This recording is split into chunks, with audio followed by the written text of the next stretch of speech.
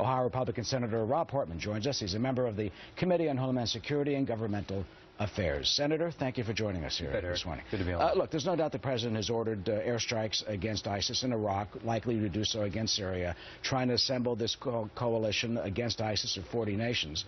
But there are some who are looking at this and saying, why the 180?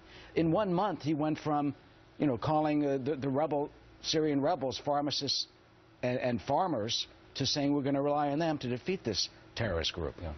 It does seem to be a big switch, and yet he's finally doing the right thing. So I think as a Republican who has criticized the president for not showing leadership, by the way, at home and abroad, when the president finally steps up and says, we had to take at least these first measured steps, and I think he needs to do more, I think that's a good thing for the country. I don't know what the political fallout is. I will tell you, I saw a poll this morning indicating that nearly 70% of Americans don't believe that what he has laid out is going to work. So I don't know how much it helped him, but I do think it's the right thing for our country to stand up to this ISIS threat. If we do not, it will continue to pose a threat not just to the region, but ultimately to us. And so it's well beyond time. It's overdue for him to step up and do something.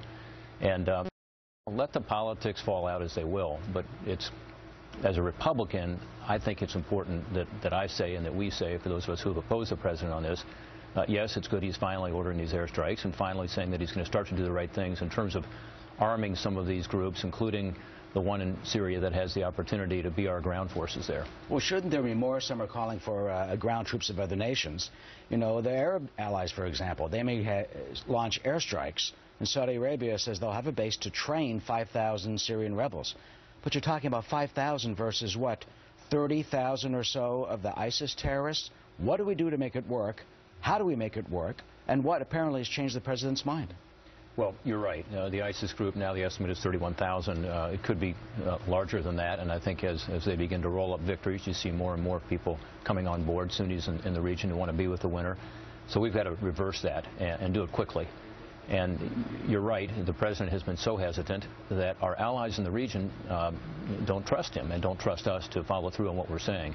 Think about what happened in Syria last time the president gave a speech about it, where he drew a red line and then did not follow through on that. So the skepticism the American people have shown by 70% of them saying, gee, I don't think this is going to work, it's probably reflected also in the way some of our Arab allies are responding. We've got to show more resolve. We've got to be sure and let them know that we're serious this time. We are going to follow through on it. We are going to address this threat. This ISIS group is not just a terrorist group, as the president said, in Yemen or Somalia. It's not the right analogy. This is an army. They're taking territory, and we need to stand up and be counted. And if we do that, I believe other Arab countries in the region will come with us. Obviously, this is a major concern to them. There is no doubt this is the challenge. It's the challenge of our time. And you've got two brave Americans and one brave Briton who have now been beheaded, with others being threatened. What do we do on a global scale, finally, to try and stop this growing jihad philosophy?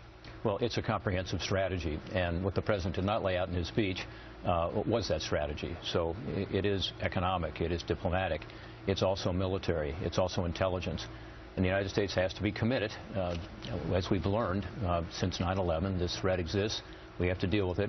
We just celebrated the small victories that we had in Iraq in 2011, 2010, and then we allowed this thing to disintegrate in Iraq. And I hope we've learned our lesson, by withdrawing all of our troops from Iraq and not keeping in place the intelligence, the special ops, and the trainers to be able to be sure that those gains that we had made with the surge were maintained. We squandered a lot of American success and blood and treasure. We can't do that again in Afghanistan. And now we have the current challenge. Senator Rob Portman of Ohio, thank you for joining us.